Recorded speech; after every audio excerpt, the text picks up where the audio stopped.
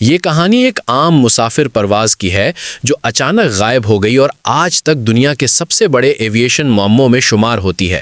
یہ فلائٹ تھی Malaysia year lines flight MH370۔ MH370 8 March 2014 کی رات کوالہ لمپور ملیشیا سے روانہ ہوئی۔ اس کا منزل بیجنگ چین تھا۔ اس میں 239 افراد سوار تھے، جن میں 227 مسافر اور 12 عملے کے ممبر شامل تھے۔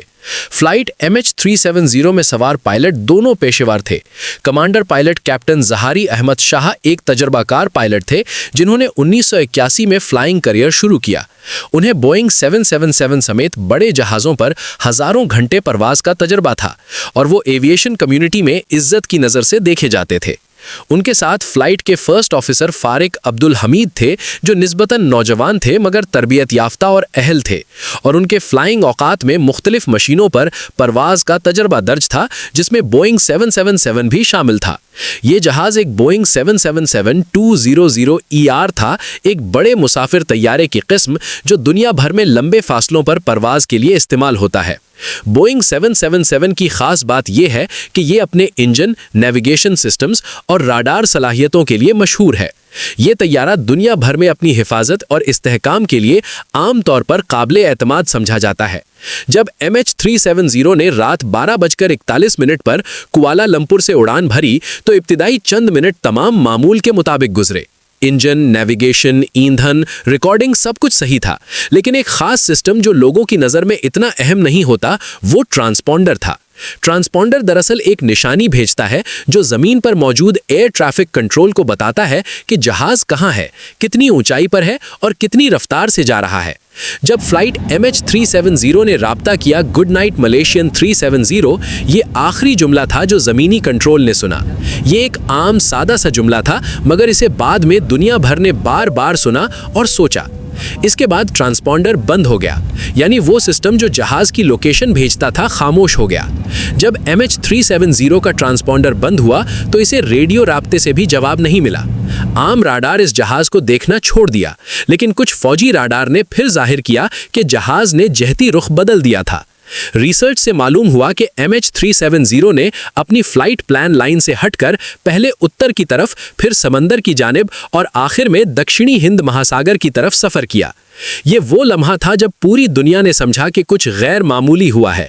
اگر ہم ٹیکنالوجی کی بات کریں تو بوئنگ 777 میں کئی سسٹم ہوتے ہیں، جیسے آٹو پائلٹ یعنی خود کار فلائٹ کنٹرول سسٹم، GPS اور انرشیل نیویگیشن سسٹم جو جہاز کی لوکیشن اور راہ بتاتے ہیں، راڈار اور سیٹلائٹ کمیونیکیشن جو زمینی اور فضائی رابطے کو برقرار رکھتے ہیں، اور ایندھن و فلائٹ مانیٹرنگ سسٹم جو ایندھن کے استعمال اور فلائٹ کی ریئل ٹائم رپورٹنگ کے لیے ہوتے ہیں۔ MH370 کے ساتھ جب ان سسٹمز میں سے کچھ بند ہوئے تو اس نے کنٹرول ٹاور کو اپنے مقام کا پتہ بتانا بند کر دیا۔ یہ ایک انوکھا واقعہ تھا، کیونکہ عام طور پر جہاز یا تو کنٹرول کو نظر آتا ہے یا پھر سسٹمز غلطی کی رپورٹ بھیج دیتے ہیں۔ اب ہم آتے ہیں تلاش کے عمل پر۔ فلائٹ MH370 کے غائب ہونے کے بعد مختلف ملکوں نے مشترکہ تلاش شروع کی۔ ملیشیا، آسٹریلیا، چین اور دوسرے ملکوں نے مل کر تقریباً 1,20,000 ورگ کلومیٹر تک سمندر کو چھانا۔ یہ تلاش ایک بہت بڑا آپریشن تھا، لیکن ٹیکنالوجی اور ریسرچ کے باوجود جہاز کا اصل ملبہ نہ مل سکا۔ پھر کچھ سالوں کے بعد سمندر کے کناروں پر کچھ ملبے کے ٹکڑے ملے۔ ان میں ایک بوئنگ 777 کا فلیپرون حصہ تھا جو جہاز کے پر کے نیچے ہوتا ہے۔ اس کے علاوہ چھوٹے دھاتو کے ٹکڑے بھی ملے۔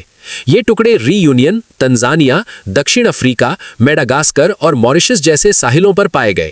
ان ملبوں کو عالمی ماہروں نے MH370 سے منسوب کیا، لیکن پورا جہاز کبھی نہیں ملا۔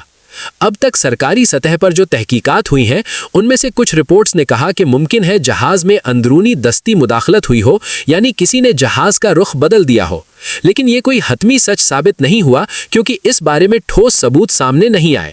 یہی وجہ ہے کہ MH370 کو ایک راز قرار دیا جاتا ہے۔ اب عوامی سوالات بھی پیدا ہوئے، جیسے کیا جہاز کا نیویگیشن سسٹم خود بخود غلط ہو گیا تھا یا پھر پائلٹس نے جان بوجھ کر کچھ کیا؟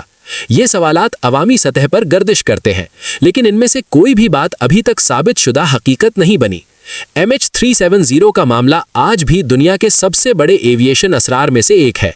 साल दर साल नई तहकीक, नई टेक्नोलॉजी और नई कोशिशें होती रहती हैं।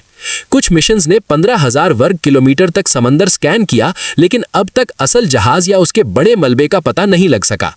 ये जहाज आज भी फिजाओं में कहीं गायब है और इसके मुसाफिर आज भी दुनिया की तारीख में एक बहुत बड़ा सवाल छोड़ कर गए हैं।